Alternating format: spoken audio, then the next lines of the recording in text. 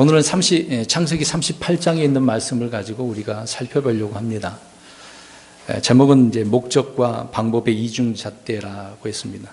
이런 단어는 오늘 본문에는 나오지는 않습니다만은 내용의 문맥을 우리가 살펴보면서 지금 현실의 우리 그리스도인들이 어떤 목적, 어떤 방법, 그 목적을 이루기 위해서 방법을 어떻게 하고 있는가, 또 그런 방법들이 이중잣대가 아닌가라는 부분을 우리가 생각해 보려고 합니다.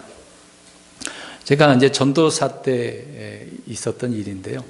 어떤 사건을 말하는 게 아니고, 그 당시에 이제 담임 목사님이셨던, 물론 장로교 목사님입니다. 그분이 이제 어떤 말씀을 저에게 이제 해주신 부분이 있었습니다. 여러 번 우리 성도님들에게 간혹 말씀드린 적이 있었는데요. 이제 회계 장부 이야기를 하시더라고요.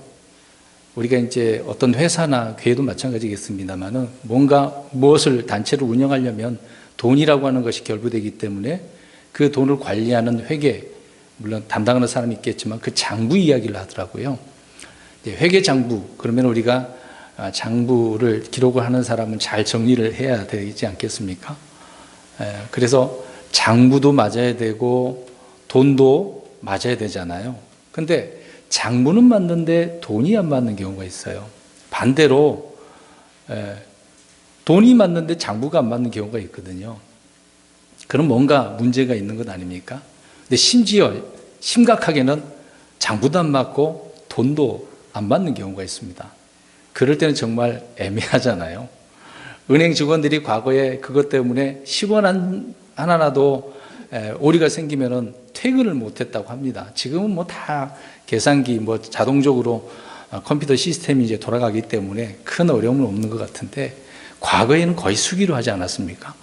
그래서 굉장히 그 돈 10원짜리 하나라도 딱 맞아 떨어져야 되는 것이죠.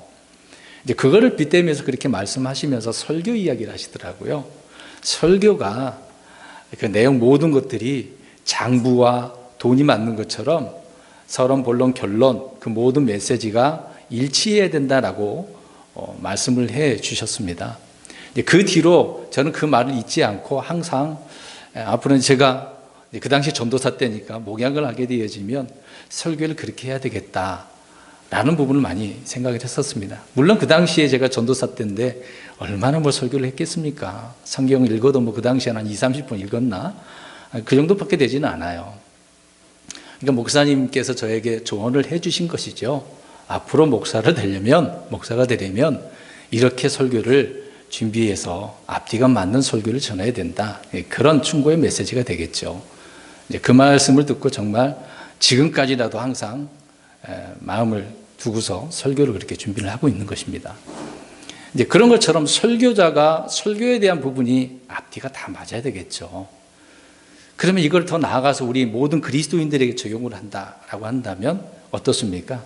우리의 신앙 생활하는 것이 성경이 우리의 장부라고 한다면 그럼 그 결과를 이루기 위해서 우리가 믿음의 선한 행위가 드러나야 되는 거잖아요.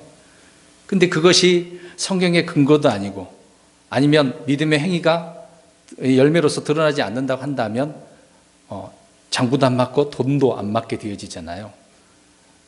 근데 성경대로 산다고 하면서 성경의 구절들을 암송하고 막 읊고 사람들에게 이야기도 해줘요. 강하게 말씀도 전하기도 해요. 근데 행위가 올바르지 않다고 한다면 말씀드린 것처럼 장부는 맞지만 돈이 맞지 않는 신앙생활을 한다, 그 얘기라는 것입니다. 근데 믿음의 반대로 믿음의 행위는 좀 있는 것 같아요. 근데 성경에 근거하지 않는 행위라고 한다면, 그런 열심이라고 한다면 의미가 없겠죠. 오늘 이런 부분을 좀 오늘 본문을 통해서 말씀을 살펴보려고 하는 것입니다. 설교자도 중요하고 우리 모든 그리스도인들도 믿음의 선한 믿음의 여정이 이렇게 앞뒤가 맞는 삶을 살았으면 하는 부분이라는 것입니다. 오늘 우리가 잘 알고 있는 이제 유다 이야기를 하려고 해요. 근데 이거에 앞서서 한 번 더 성경 구절을 좀 말씀드리려고 합니다. 제가 이제 회계장부 이야기를 했는데요. 잠언서 11장 1절을 보면 거짓된 저울은 주께 가증한 것이나 공정한 추는 그분께서 기뻐하는 것이니라 라고 말씀하고 있습니다.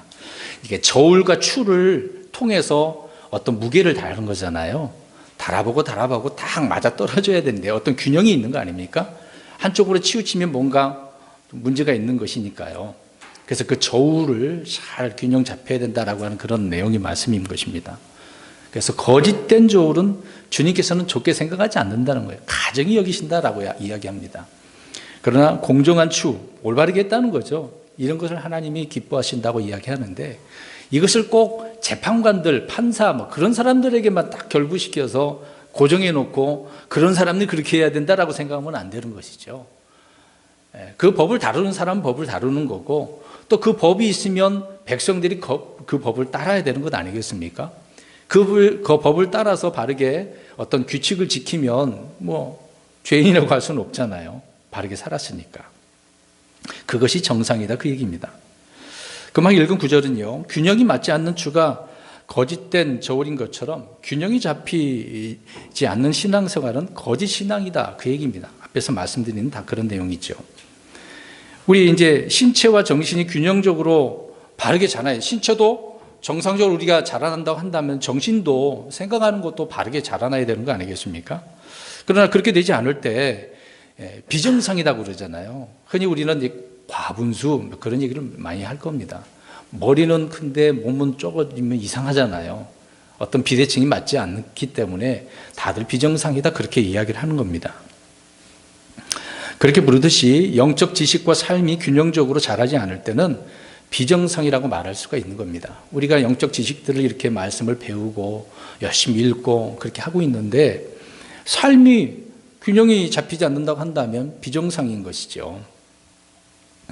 우리는 균형 잡힌 신앙생활을 하도록 그래서 주의를 기울여야 되는 것입니다. 우리 여호수아를 한번 볼까요? 여호수아서 1장 7절 8절 아주 중요한 말씀을 언급을 해주고 있습니다. 여호수아서 1장 7절 8절 이제 모세 후계자 여호수아에게 하나님께서 이제 가나안 땅을 점령하기에 앞서서 이 말씀을 주시면서 담대하라고 용기를 내라고 말씀하고 있죠. 7절 8절을 두 구절을 읽겠습니다. 여호수아 1장 7절 8절 시작. 오직 너는 마음을 강하게 하고 심히 용감한 자가 되어 내 종 모세가 내게 명령한 모든 율법대로 지켜 행하고 그것을 떠나 오른쪽으로나 왼쪽으로 치우치지 말라. 그리하면 내가 어디로 가든지 형통하리라. 너는 이 율법책을 내 입에서 떠나지 말게 하며 밤낮으로 그것을 묵상하여 그 안에 기록된 모든 것에 따라 지켜 행하라.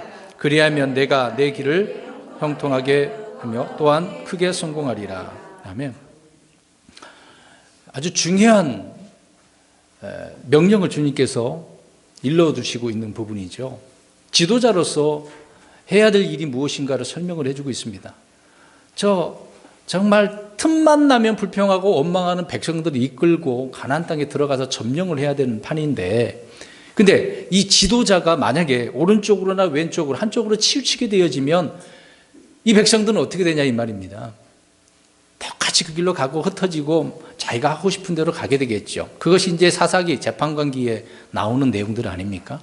지도자가 죽으니까 문제가 생기는 것이죠. 그래서 올바른 지도자가 중요하다는 것을 알 수 있는 것인데 그래서 하나님은 그렇게 치우치지 않기 위해서 율법대로 기록된 대로 또 그 말씀을 밤낮으로 또 묵상해서 바른 길로 가라라고 말씀을 해주고 있는 거죠. 그리할 때 형통하게 될 것이다 라는 말씀을 여호수아에게 해 주셨던 것입니다. 그러니까 균형 잡힌 삶의 필수 요건은 첫째 말씀을 떠나서는 안 되는 거죠. 오늘 말씀해 주신 것처럼. 둘째 말씀을 행하는 것입니다. 우리 야고보서에도 말씀하고 있는 것처럼 행함이 없는 믿음은 어떻게 해요? 죽은 거라고 이야기하는 것입니다. 죽은 것이듯이 영이 없는 몸이 죽은 것도 마찬가지겠죠. 몸으로 옮겨지지 않는 말씀은 우리 믿음의 사람들이 치우칠 수밖에 없다라고 말씀을 하고 있습니다. 말씀을 믿고 순종하는 삶은 그래서 따로따로 이렇게 해놓을 수가 없어요. 일치가 되어져야 된다 그 말씀인 것입니다. 그래서 성경은 하나님의 사랑 또 진리의 말씀 교리들을 잘 배우고 또 그렇게 균형 잡힌 삶을 우리가 살아가야 되는 것이죠. 그래서 양면성이 정말 중요합니다. 한쪽만 생각해서는 안 된다 그 얘기인 것이죠. 오늘 이제 우리가 본문으로 한번 가서 보겠습니다. 유다 이야기를 하려고 하는데요.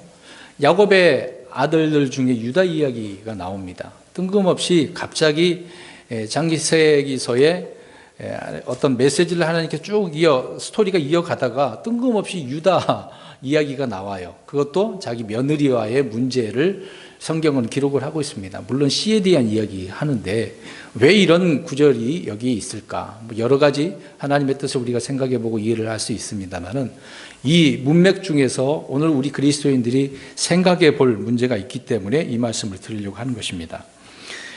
우리 읽지는 않았습니다만은 38장 1절 가서 보시면 1절에 보면 1절 2절에 나와 있겠죠. 거기 보니까 이제 유다가 자기 이제 형제들로부터 이제 떠나서 가나안 사람에게로 갑니다. 같이 형제들하고 있으면 좋겠는데 이제 가나안 족속이 사는 그 가나안 그 지역으로 옮겨지게 되어지는 거죠. 또 거기에 친구가 있어요. 히람에게 아둘람 사람인데 그 사람하고 어떤 친한 관계가 되었나 봅니다. 그래서 가나안 사람에게로 갔다라고 이야기를 하고 있습니다.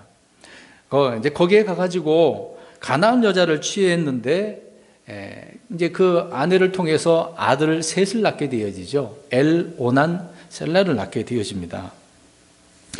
그래서 이제 셋을 낳고 유다는 첫째 아들 엘을 이제 자기 상속자, 첫째 장자니까 상속자로 세워지게 되어집니다. 근데 문제는 엘이 하나님 앞에 어떤 사람이라고 나올까요? 사악하다고, 악하다고 나옵니다. 무슨 문제가 있는 거죠. 뭔가 잘못, 이게 아들이 좀 문제가 있었던 것이에요. 그래서 하나님께서 그 애를 어떻게 하십니까? 죽여버리셔요. 그러면 상속을 이어나가야 되는데 자기 다음에 이 유다 지파의 그 혈통을 이어서 나가야 되는데 엘이 죽었으니, 장자가 죽었으니 그 이제 둘째 누구예요? 오난. 오난을 통해서 이제 그 씨를 이어가게 하려고 합니다. 근데 유다는 그러면 이제 둘째 오난을 어떻게 해야 돼요? 너가 상속자야. 이제 그렇게 해야 되는데 그런 말은 하지는 않아요. 그냥 씨만 이어가는 거예요. 장자의 자기 혈통의 씨만 이어가려고 하는 것입니다. 그러니까 둘째나 셋째를 상속자로 삼지 않고 장자의 씨를 그냥 일으킬 것이다라고 하는 것을 선포를 하게 되어지는 거죠. 그래서 그 아들에게 내 형수에게로 들어가서 그녀와 결혼해서 내 형에게 씨를 일으키라. 자, 누구 씨를 일으키라는 거예요? 형의 씨. 사실상 형은 죽었는데 형의 씨는 아니잖아요. 근데 그 혈통을 이어가라는 얘기죠. 씨를 이어가라고. 그러니까 이것은 상속에 대한 유다가 원하는 원칙이고 또 성경에 말하는 하나님의 원칙이기 때문에 유다 역시 이런 부분을 알고 있어서 그렇게 행하려고 했던 것으로 보이는 것이죠. 내 형에게 씨를 일으키라라고 하는 것은 오난에게 주어진 아버지의 유다 명령이고 동시에 하나님의 명령인 것이죠. 그래서 다만은 이런 것을 옆에서 볼 때 어땠을까요? 자기 이제 남편 엘이 죽었으니 자기는 어떻게 하겠습니까? 근데 시아버지가 그렇게 하는 말을 통해니까, 나를 통해서 이 씨를 보존하려고 하는 거구나. 그것을 생각할 수밖에 없는 거겠죠. 다말 입장에서는요. 그러니까 다말은 시아버지 그 유다의 입에서 나온 그 말 한마디를 자기 그것을 통해서 내가 씨를 보존하는 여인이다. 라고 이제 확신을 했다는 것입니다. 그래서 확신을 하고 기다리고 있었던 것이겠죠. 근데 이제 다말이 씨를 얻고자 한 것은 단순히 육체적인 것을 생각을 하고 하려는 건 아닙니다. 분명히 그 아버지가 한 말, 그 약속의 씨를 믿는 믿음이 있었기 때문에 그런 마음이 있었던 것이겠죠. 그러니까 다말은 어떤 희생과 대가를 치르더라도 자신의 몸에서 태어날 그 아이로 말미암아 씨를 일으키고자 했다라고 하는 부분이라는 것입니다. 우리 9절을 보시면, 근데 유다의 둘째 아들 오난은 아버지를 통해서 주어진 명령을 어떻게 합니까? 이제 결혼을 하라고 그랬으니까 같이 자긴 잤어요. 동침을 했어요. 근데 형수에게 뭘 안 줬다고 나옵니까? 씨를 주지 않았다라고 이야기합니다. 참 희한하죠. 고집도 있는 것 같아요. 자기의 어떤 자존심이 있는 것 같아요. 오난이라는 사람은요. 오난은 자신이 형을 대신해서 장자권과 상속권을 얻기를 원했는데, 근데 그 장자권, 상속권을 줍니까? 유다가요? 안 줬단 말이에요. 자기 씨가 아니에요, 지금요. 형의 씨가 되는 거예요. 오난은 형의 씨가 아닌 자신과 자신의 씨를 원했는데 그렇지 않았다는 겁니다. 유다는요. 그래서 이것을 보면 오난은 하나님의 뜻이 어딘지 몰랐던 것 같아요. 유다는 그래서 알고 어떤 일을 추진하려고 하는 것인데 오난은 몰랐던 것 같습니다. 역시 오난이 그러니까 하나님께서 어때요? 죽이십니다. 자, 하나님은요, 이 시에 대해서 굉장히 민감하셔요.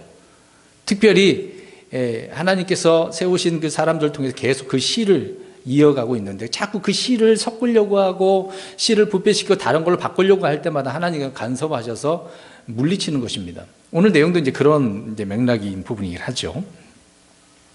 아무튼 하나님께서 개입을 하셔서 오난을 죽이십니다. 그러니까 오난은 자기 형에게 시를 일으키는 것이 자기는 이제 순종해서 이제 명령에 따라 순종을 해야 되는 건데 거부하다 보니까 죽고 말았다는 것이죠. 우리 다말 생각해 보겠습니다. 그러면 다말에게는 그러면 이제 누가 남았어요? 셋 중에 셀라가 남았네요. 그러니까 이제 어린 시동생 셀라 굉장히 어렸던 것 같아요. 그 셀라를 통해서 근데 어떻게 해요? 당장 해결될 문제가 아니니까. 그래서 유다는 셀라를 다말에게 남편으로 주어서 씨를 일으켜야만 했던 부분이긴 한데 너무 어리니까 이제 하나님의 그거는 핑계가 되겠죠. 근데 중요한 것은 그 셀라도 어떻게 될까봐 죽을까봐 걱정을 한 거예요. 이제 그게 더 앞선 거죠. 자기 자식이 이제 그 하나밖에 없는데 또 나오려면 어떻게 합니까? 시간도 많이 걸리고. 그래서 그 문제 때문에 셀라를 다말에게 바로 줍니까? 안 주죠. 자랄 때까지 기다리라고 하죠. 이건 이제 유다의 잘못입니다. 물론 유다의 계획이 또 있었을 수도 있지만 근데 안 준 거죠. 자랐는데도 시간이 지났는데도 줘야 안 줘요? 안 줬어요. 그러니까 시간 됐으면 다말에게 이제 셀라를 줘서 씨를 일으켜야 되는데 안 했습니다. 그래서 이제 문제가 일어나는 거죠. 자, 이런 면을 옆에서 지켜본 다말 입장은 어떨까요? 우리 시아버지 좋은 사람이에요, 나쁜 사람이에요? 나쁜 시아버지. 어떻게 시아버지가 이런 시아버지가 있어? 이제 우리가 앞에 있는 내용서부터 우리가 읽게 되어지면 야곱의 아들들이 이제 요셉을 미워하게 되어지잖아요. 그래서 그 요셉을 어떻게 합니까? 먼저 순서적으로 보면 그 요셉을 어떻게 하려고 그래요? 죽이려고 했어요. 근데 죽이려고 했는데 이 유다는 비록 야 우리 형제들은 죽여서 뭐 하겠냐? 그냥 살려두고 그냥 팔아버리자 그랬어요. 그래서 다른 형제들도 더 그래 그게 좋겠다라고 해서 팔게 되어지죠. 그러니까 유다는 동생을 어떻게 한 사람이에요? 살려주긴 했는데 어떻게 한 사람이에요? 팔아버린 사람이에요. 형제도 판 사람이라 그 얘기입니다. 형제도 팔아버렸어요. 참 그런 잔인한 사람이에요. 그러니까 유다는 어떤 육신적이고 세속적이고 탐욕적이고 시기심이 많은 그런 사람이죠. 그래서 자기 목적을 이루기 위해서는 형제도 어떻게 해요? 팔 수 있는 사람이에요. 뭐 심지어 죽일 수도 있는 사람이겠죠. 유다는 이제 우리가 보면은 자기 동생 요셉과 같은 사람이 아니었어요. 하나님을 두려워하거나 주의 이름을 부르거나 달을 쌓는 그런 일이 없었어요. 또 악한 것을 멀리하는 사람이 아니었습니다. 주님의 말씀이 있다고 한다면 자기 행실을 돌이키는 그런 사람이 절대 아니었다는 것이죠. 왜 그러냐면 오늘 문맥을 보세요. 갑자기 이제 뜬금없이 이제 가나안 여인을 취하게 된 것과 다말을 이렇게 같이 동침하게 되는 그런 내용을 한번 보시기 바랍니다. 유다는요, 이제 그 당시 그런 여자들이 있었던 것 같아요. 창녀들이. 그러니까 이런 창녀를 보면 어떻게 해요? 그냥 못 지나가는 거죠. 못 지나가는 성품이었던 것 같아요. 그런 욕구가 있었던 것 같습니다. 그리고 이제 후의 일이지만 자기 며느리가 창녀짓을 했다는 것을 이제 보고를 듣게 되어지잖아요. 지체 없이 어떻게 합니까? 그냥 죽이는 게 아니죠? 불러 태워 죽입니다. 어마어마한 사람이에요. 잘한 거예요? 우리 내용을 살펴보겠습니다. 자, 이런 시아버지를 알아요. 그러니까 이 다말은 어떻게 되겠습니까? 이 문제를 해결하기 위해서 셀라를 통해서 씨를 이어가야 되는데 이 문제를 해결하기 위해서 안 돼. 안 주니까. 그래서 이제 다말 입장에서는 어떻게 되는 거예요? 이제 시아버지의 씨를 받으려고 하는 계획을 세우는 거잖아요. 그래서 창녀로 변장을 해서 유다가 알아보지 못할 정도로 이제 그곳에 이제 창녀로 이제 분장을 하게 되어지는 거죠. 이제 때마침 유다가 또 이제 그런 욕구가 생겼나 봅니다. 미안한 얘기지만. 그래서 알아보니까 그 이제 창녀 같아. 그래서 이 다말에게 이야기를 해가지고 이제 그 창녀 그 싹을 주고 이제 동침하려고 하는 것이죠. 결국 이 일로 인해서 이제 생각해 보면 유다는 창녀를 얻는 것이고 반대 입장으로 보면은 다말은 뭘 얻는 거예요? 씨를 얻는 거죠. 이제 자기 어떤 계획에 의해서 이제 그것이 귀하다는 것을 알고 있었기 때문에 그렇게 생각을 한 것이죠. 반대로 또 유다는 정욕을 채우는 것이지 않습니까? 그러나 반대로 다말은 약속의 상속자를 세우기 위해서 수단과 방법을 가리지 않은 거예요. 자, 이것도 이 문제는 어떨까요? 이런 부분에 있어서는 이게 옳을까? 오늘 이런 부분에 있어서 오늘 제목처럼 목적과 방법에 있어서 이중잣대로 우리가 보자는 것입니다. 그럼 다시 또 본문으로 가서 다말이 왜 이렇게 집요하게 씨를 얻고자 수단과 방법을 가리지 않고 심지어 자기 시아버지, 이건 어떤 문제가 생기는 거예요, 족보에. 그 문제가 이 뒤죽박죽이 생기는, 이거 지금 오늘날 우리 드라마, 어떤 드라마라 그래? 이런 걸 보면은 막장 드라마, 폐련, 이런 내용을 지금 보게 되어집니다. 어떻게 이렇게 이런 일들이 다 있어? 참 놀라운 일이죠. 근데 씨를 얻고자 하긴 했는데, 죽은 남편을 너무 사랑해서 그런 의미도 아니잖아요. 욕정이 불타서 그런 것도 아니고.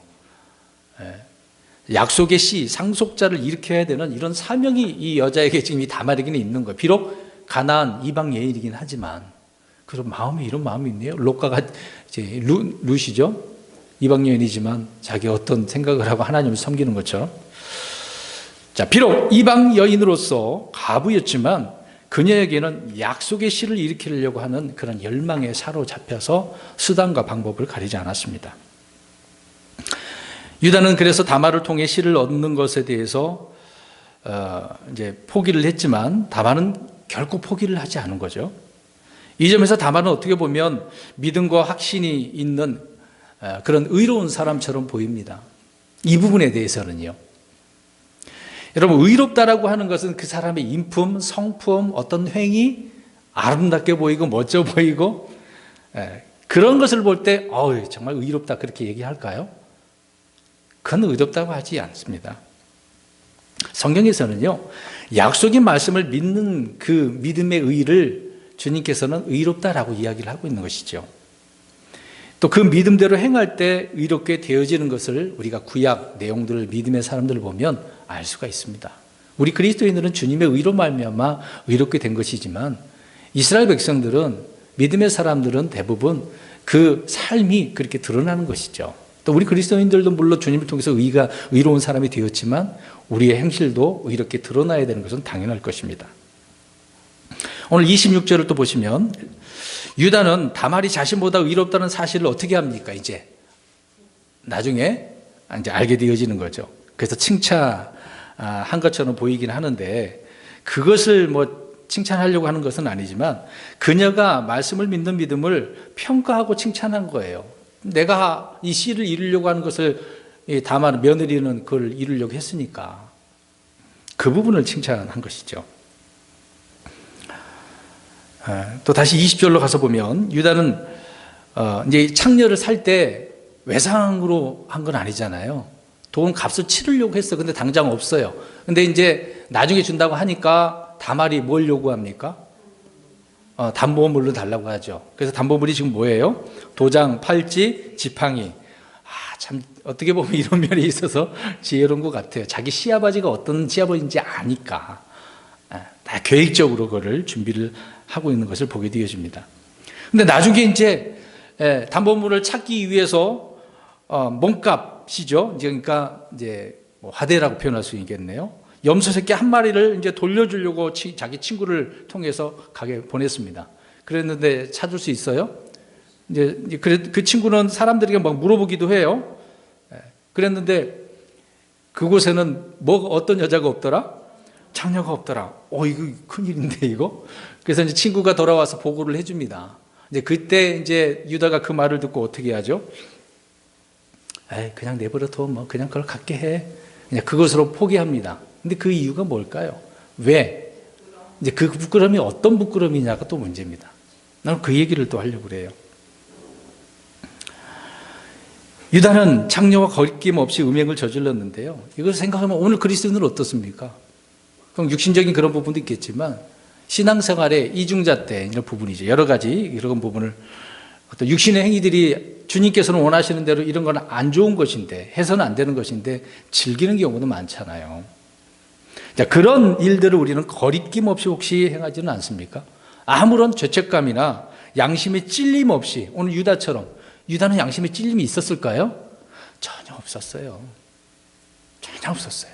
그냥 생활 자체였어요. 그게 육신의 삶 그 자체였었습니다. 하나님께서 특별히 뭐라고 한 부분은 없지만 그냥 이대로 기록을 해놓은 것뿐이에요.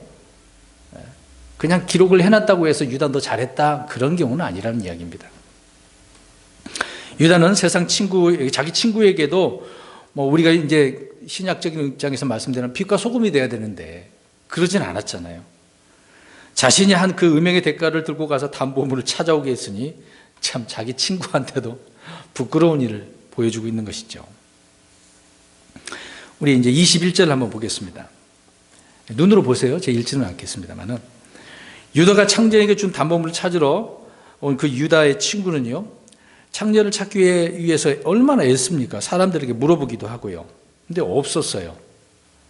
근데 되찾을 길이 없으니까 난감한 일이 되겠죠. 22절을 보시면 몸값을 지불하고 담보물을 찾으러 간 그 친구가 돌아와서 상황을 설명을 했는데 그제서야 유다는 아유 내가 속았구나 알게 되는 것뿐이죠.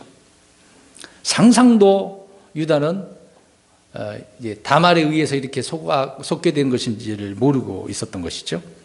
아무튼 그 가나안 족속의 사람들을 우리가 생각해 보겠습니다. 이 다말이 이렇게 할 수밖에 없었던 것은 한편적으로 지금 시의 문제이긴 하지만 지금 수단과 방법이 좋아요, 안 좋아요? 안 좋은데 가나안 여인이라고 생각해 보면 어떨까요? 가나안 사람은 어떻게 살았을 것 같습니까? 거룩했을 것 같아요? 우리 뭐 창세기 6장으로 가서 보겠습니다. 세상에 막 수명이 늘어나고 사람들이 늘어나고 타락한 하나님의 아들이라고 천사들이 와서 육체가 되어진 이야기가 있어요. 동성연애 뭐 그런 게 창궐할 때 아닙니까? 그럴 때 한번 생각해 보세요. 사람들이 많아져요. 생활 그 풍습들은 어떻겠습니까? 근데 그런 장소가 지금 가나안 땅에는 이런 일들이 계속해서 나오잖아요. 앞으로도 성경 우리 창세기를 보고 있지만 사사기, 열왕기 때도 보면 계속 이런 내용들이 많이 나오잖아요. 그곳에는 가나안 족속들은 어떤 삶을 살았어요? 육체적인 그런 동성연애, 음행, 근친상간 뭐 말로 표현할 수 없어요. 자, 이런 것을 본 다말이 어떨까요? 머릿속에 그 계획이 좋은 방법은 아니었던 거죠. 다른 방법으로 해도 되잖아요. 근데 그 방법밖에 없었다? 자기가 알고 있는 지식이 그만큼이니까, 보고 배운 것이 그만큼이니까, 그런 생각을 가지고 나는 이렇게 하면 이 씨를 보존하겠지라고 생각을 했다는 것이죠.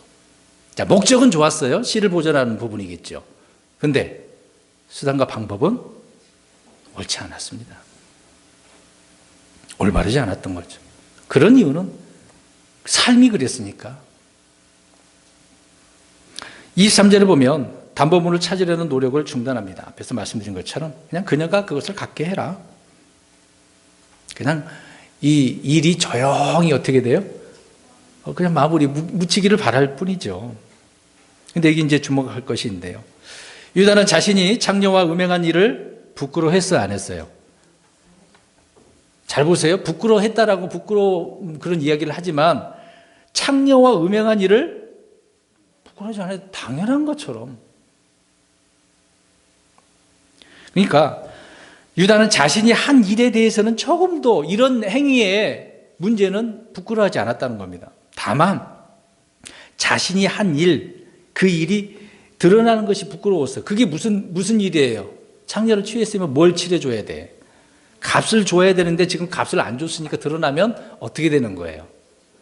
사람들한테 부끄러움을 당하는 것이죠. 값도 안 치르고 그렇게. 그 당시 문화가 그랬으니까요. 그러니까 다만 유다가 창녀를 돈도 주지 않고 관계를 가졌다는 사실이 너무도 부끄러운 것밖에 없는 거예요. 자기가 행한 그 일이 부끄러운 건 아니었던 거죠. 육체적인 그 일은 아무렇지도 않게 생각을 했던 것입니다. 그래서 우리가 부끄러움을 당할까 염려하노라. 죄에 대한 수치가 아니라 값도 치르지 않고 창녀를 취한 것에 대한 비난이 부끄러웠던 것이죠. 23절 보십시오. 유다가 무엇을 부끄러워했는지 분명하게 나오잖아요. 몸값. 그래서 그거를 지불하려고 했던 것입니다. 그래서 자기 담보물을 가져오려고 했던 것이죠. 24절을 보시면, 자, 이런 일들이 시간이 좀 지났는데, 지나니까 다말이 지금 어떻게 되어 있어요? 아이고, 애기가 생겼네. 이거 어떻게 하지? 이 다말의 입장에서는 지금 어떻게 해요? 아버지 말대로 씨를 보존하고 있는 그거는 지금 다말의 입장에서는 지금 굉장히 기대가 되는 거죠. 자신의 몸을 통해서 그걸 이루고 있는 것이니까. 근데 유다가 이제 이 이야기를 들었어요. 어때요? 야, 너 도대체 어떻게 된 일이냐? 물어보는 것도 아니고 당장 어떻게 합니까? 불태워 죽이라.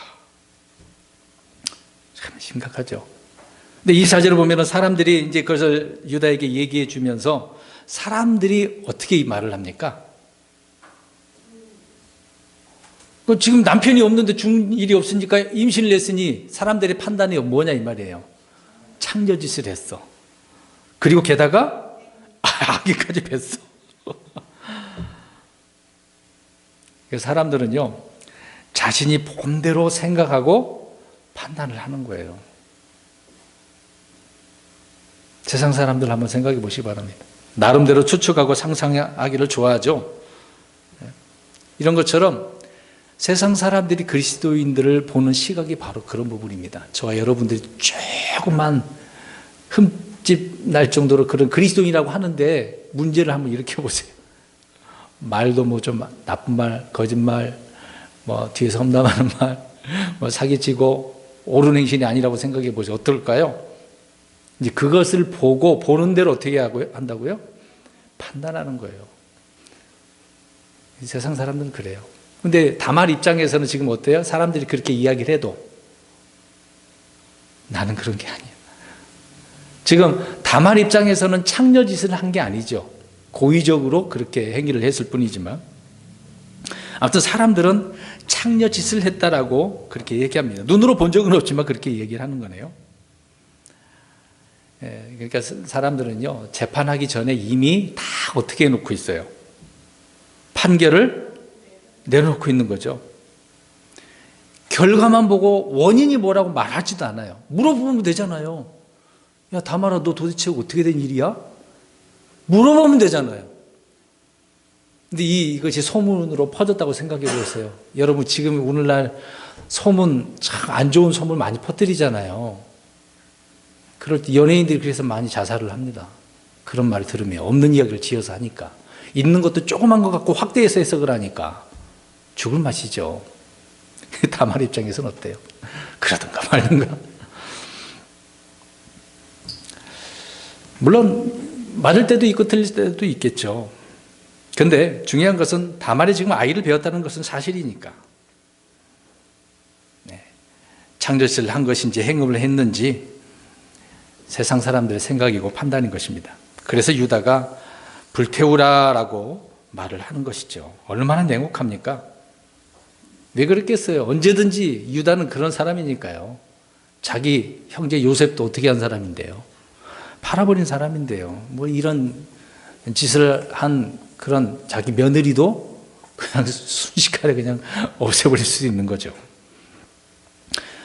며느리가 창녀짓을 했다는 것은 용서받을 수 없다 이야기합니다. 그럼 자기가 하는 거는? 자기가 한 행위는요. 그래서 이게 이중잣대라는 겁니다. 오늘 이중잣대 이야기를 지금 말씀을 하고 있는데 유다는 이런 사람이었어요. 자기가 한 창녀를 구하고 그 행위를 한 것은 잘못 없어요? 그러면 본인도 어떻게 돼야 돼요? 자기 말대로 표현한다면 불타서 죽어야 돼요. 근데 자기는 안 죽어요. 난 괜찮아. 난 아무렇지도 않아. 난 의로운 사람이야. 그런데 자기 며느리 다말을 보는 입장에서는 안 된다고 생각합니다. 여러분, 이런 이중잣대, 세상이 보고 말하는 시각, 육신적인 사람들, 하나님의 말씀의 기준이 없는 사람들은 이런 이중잣대를 가지고 산다는 것이죠. 유다는 죄와 불법에 대해서 나와 남과는 다른 이중잣대를 가지고 있는 거예요. 이중잣대가 뭡니까? 똑같은 건데, 똑같은 상황인데, 이 사람은 잘못했다고 그러고, 자기가 한 똑같은 그 상황이라고 한다면 나는 잘한 거라고. 흔히 오늘날 말하는 표현이 뭡니까? 내로 남불이라고 하는 거죠. 이중잣대가 바로 그런 것입니다. 이것이 세상 사람들의 인생이고 또 그런 사람들이라는 거죠. 우리는 일상에서 늘 이런 것을 보고 듣습니다. 내가 하면 관행이고 남이 하면은 이건 불법이다. 교회 안에서도 마찬가지고요. 정치인들도 마찬가지고 어디에나 다 있습니다. 유다도 그러잖아요. 자기가 한 행위들은 로맨스고 즐기는 것이고 남이 그렇게 하면은 불태워 죽여야 되는 것처럼. 그러나 25절을 보세요. 다말은 이런 상황에 대해서 미리 다 준비해요. 흔히 말하는 바둑에서 무슨 한 수라고 그래요? 신의 한 수가 딱 있네요. 다말에게는 지금 뭐가 있어요? 세 가지. 담보물이 있어요. 담보물이. 그래서 유다로부터 받은 도장과 팔자 지팡이를 이제 누구를 시켜서 이제 보내죠. 이게 누구의 것입니까? 이 사람의 것으로 내가 이 사람 때문에 아기를 가졌습니다. 그런 말을 하게 되어지는 거죠. 이거를 식별해달라고 25절 말을 합니다. 그러니까 얼마나 다말에게 있어서는 완벽합니까? 증거가 있으니까요.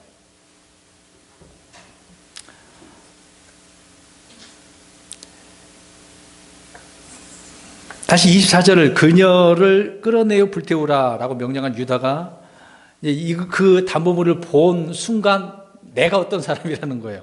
내가 원인 제공자였던 거죠. 그 보는 순간 입이 다물 수밖에 없습니다. 다말이 한 일에 대해서 불에 태워 죽여야 될 죄라고 한다면 유다도 우리가 아까 말씀드린 것처럼 불태워서 자기도 죽어야 되는 것입니다. 그러나 다말은 스스로 이렇게 변호를 했네요. 26절을 보니까 다말이 보내준 그 도장과 팔찌와 지팡이를 보고 이 못된 년이네. 죄송합니다. 이렇게 말을 해서 뭐 이런 며느리가 다 있어? 그런 반응이 아니라 오히려 뭐라고 이야기합니까? 26절에 그녀가 나보다 더 이롭도다. 유다는 알았던 거죠. 이 부분에서만큼은 나보다 의로웠다다. 그러니까 유다는 결국 자기가 죄인이라는 것을 인정한 거죠. 이 부분에 있어서는요. 유다나 다말이나 어떤 의로움에 대해서 논한다라고 한다면 유다가 더 낫나 다말이 더 낫나 말을 할 수가 없어요. 사실상 둘 다 어때요? 옳지 않아요. 목적은 좋지만 수단과 방법은 잘못됐기 때문에 그렇습니다.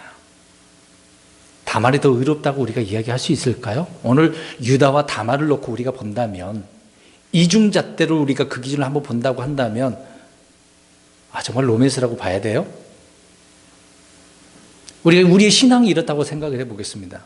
우리의 신앙이 정말 의로운 신앙생활입니까? 혹시 이중잣대 아닙니까? 유다는 창조짓을 했다고 판단해 이제 불에 태워 죽이려 했던 다말이 알고 보니까 씨를 일으켜 세우는 아주 귀한 일을 한 일인 것을 인정한 것입니다. 참 어떻게 보면 다말은 절박함으로써 그렇게 한 것이지만 유다는 절박함도 없었잖아요. 시간이 세월아 내월아 했는지 모르겠네요. 아니면 셀라를 다른 여자를 구해서 씨를 주려고 했는지도 모릅니다. 그런 내용은 나오진 않지만 성경을 통해 주님이 말씀하신 그 약속의 씨, 상속자가 이어지는 그 과정들을 한번 보세요. 그럼 결국은 셀라 이야기로 쭉 들어가 버리고 다말이 누구를 넣습니까? 그런데 자녀를 낳았는데 하나도 아니고 쌍태 둘을 낳았네요. 누구예요? 베레스와 세라를 낳게 됐네요. 근데 나중에 그러면 생각해 보겠습니다. 나중에 베레스가 이런 사실을 알았어. 여러분 어떨까요? 이거 어떻게 해석을 해야 돼요? 내 아버지가 지금 누구예요? 사실상 할아버지인데 이게 정말 막장 드라마죠. 여러분 이런 내용이 성경에 기록되어 있지만 신랄하게 보여주고 있는 내용이잖아요. 이런 내용을 우리가 읽어보면서 우리는 정말 이중잣대 신앙생활을 하고 있지 않은가. 그럼 오늘 이런 말씀을 정리를 좀 해보고 예를 들어서 이제 몇 가지 말씀드리려고 합니다. 자, 다말이 의롭다라고 하긴 했어요. 유다가 더 의롭다라고 한 부분. 뭐가 의로웠던 거예요? 행위? 어떤 성품? 그게 아니라 씨를 이으겠다라고 하는 어떤 그 부분에 대한 것을 믿었으니까 그 부분만 보면 믿음의 행위가 되겠죠. 씨를 보존하기 위한 믿음의 행위. 그러니까 목적은 어때요? 정말 좋아요. 주님께서 기뻐. 이걸 주님께서 영광 받으시는 일이야. 목적은 전하자. 엄청나게 좋잖아요. 씨를 보존하는 일이야. 내 몸을 통해서 이 씨를 보존한다는데 이것도 저것도 이제 수단과 방법은 다 필요 없어. 그게 문제라는 것이죠. 방법에 문제가 있다는 겁니다. 우리 그리스도인들이 신앙생활의 문제는 항상 대부분은 이 방법의 문제예요. 우리에게는 주님께서 기준이라고 하는 성경을 주셨지 않습니까? 텍스트가 있어요. 중요한 본문이 있어요. 이 기준에 따라서 살고 우리가 순종하면 되는데, 그러나 아까 제가 회계장부 이야기한 것처럼 장부는 좋은데 돈이 안 맞는 신앙생활, 우리의 행위를 한번 보시기 바랍니다. 정말 부끄러운 그런 행위가 있지는 않나요? 그래서 우리는 이렇게 얘기하죠. 이중잣대를 나는 주님께 기도하고, 이제 바리새인 일단 말씀드리겠습니다. 나 하나님 앞에 신실하게 이렇게 살았는데요. 그것을 자기 스스로는 어떤 사람이라고 치부할까요? 의롭다라고 이야기합니다. 근데 행위는 완전 내로남불처럼.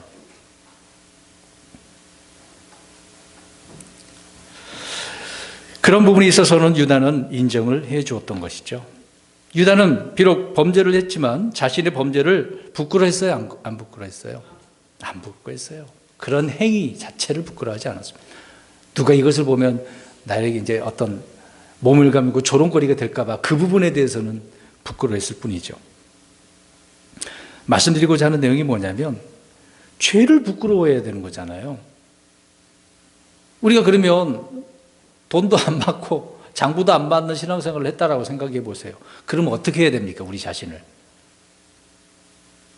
그만 말씀드렸는데 부끄러워해야죠. 장부가 안 맞든 돈이 안 맞든 둘 다 안 맞든 부끄러워해야 되잖아요. 근데 부끄러워하지 않고 예배당에 나와서 하나님 용서해 주세요. 용서했습니다. 이렇게 이렇게 있나요? 물론 주님께서 용서해 주시고 주님 안에서 의로운 사람들이에요. 육신에 문제가 있겠죠. 제가 강조하고자 하는 말씀은 부끄러워할 줄 알아야 돼요. 이런 죄들에 대한 부분에 있어서. 이 유다는 전혀 그런 게 없었어요. 그러면서 자기는 떳떳한 사람이에요. 나는 불태워서 안 죽어도 돼. 그렇게 생각했던 사람이죠.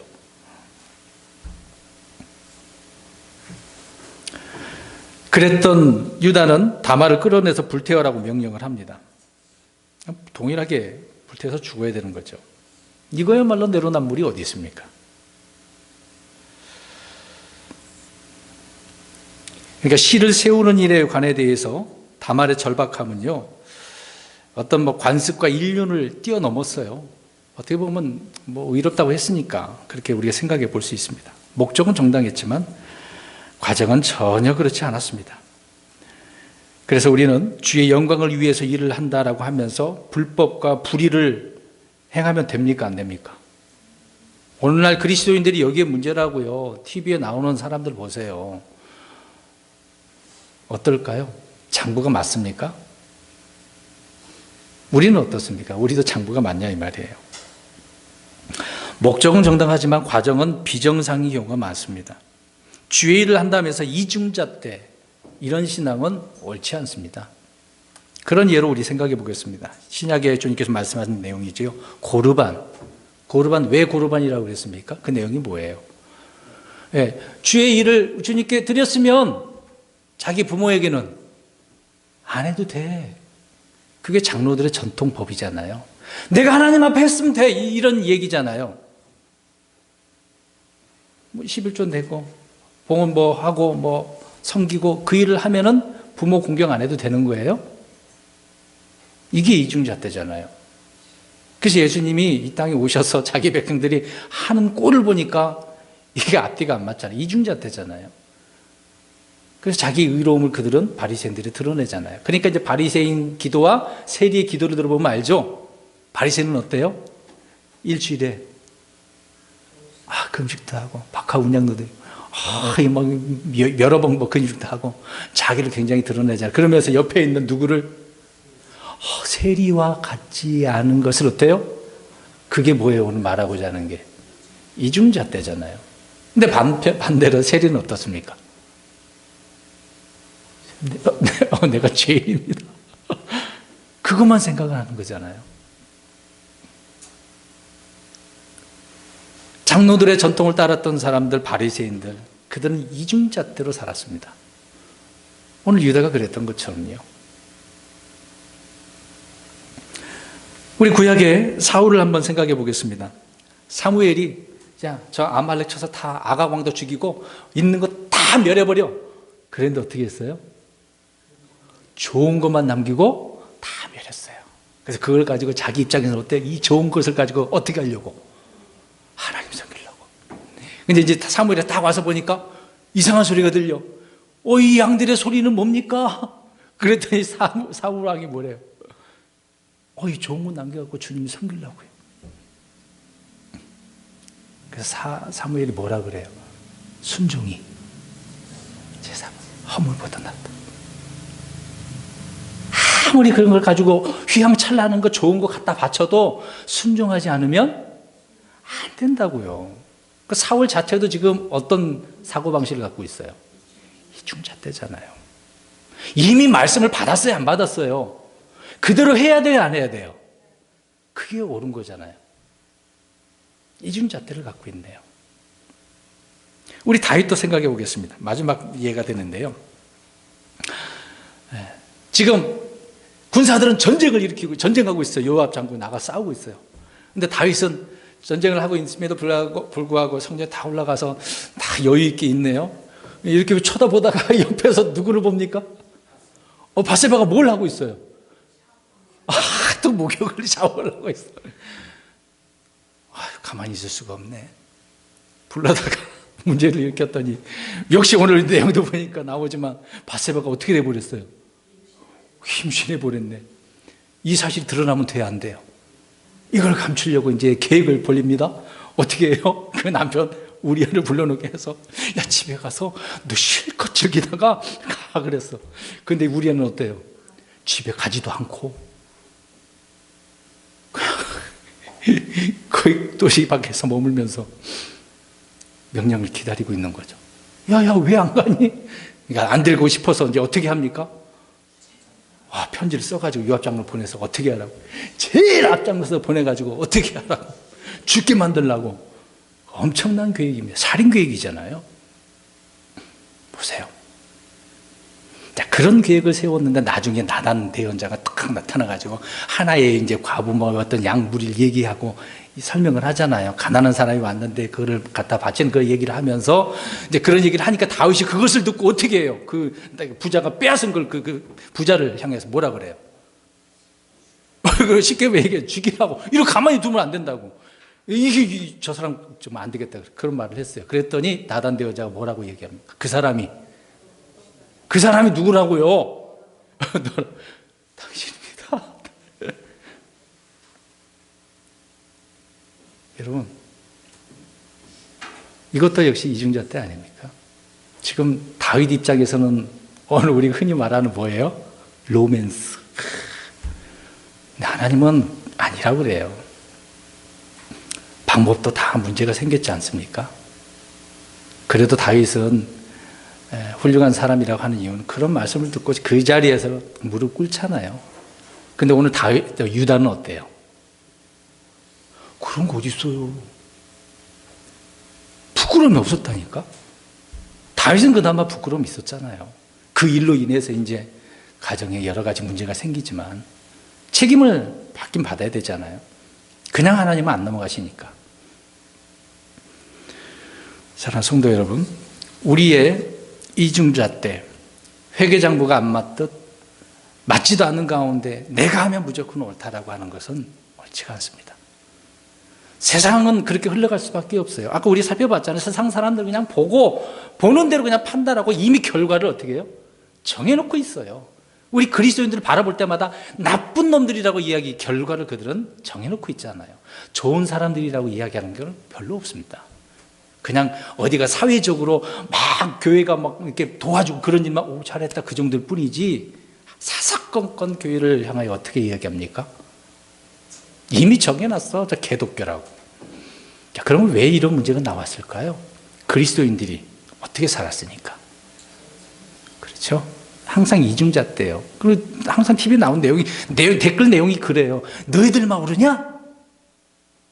고집불통이라고. 자기가 하는 것만 의롭다고 막 그렇게만 주장을 하잖아요. 틀린 말은 아닌 것 같아요.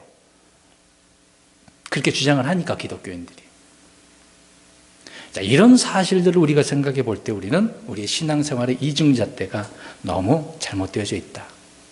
우리는 항상 옳고 그름이 처음부터 끝까지 일치해야 돼요. 우리의 말하는 것, 행동하는 것, 마음이 겉으로 나오는 것이니까 이런 사람을 하나님께서 기뻐하시는 겁니다. 이것이 틀어지면 오늘 아까 잠언서 11장 1절 읽었잖아요. 주께 가증한 것이 되는 것입니다. 좋을 줄은 항상 말씀에 따라 결과는 드러날 수밖에 없습니다. 후에 우리가 그리스도 심판석에서 주님을 만나게 되어질 때 정말 균형 잡힌 우리의 믿음 생활이 이중잣대가 그런 것이 아니라 온전히 드러났다 한다면 보상을 받게 되어지는 것이죠. 사랑하는 성도 여러분, 우리의 신앙생활이 정말 회개의 장부가 맞듯이 주님의 말씀에 따라 믿음의 선한 행위로 주님의 영광을 드러내는 저와 여러분들이 되시기를 주의 이름으로 축원합니다. 아멘. 기도하겠습니다.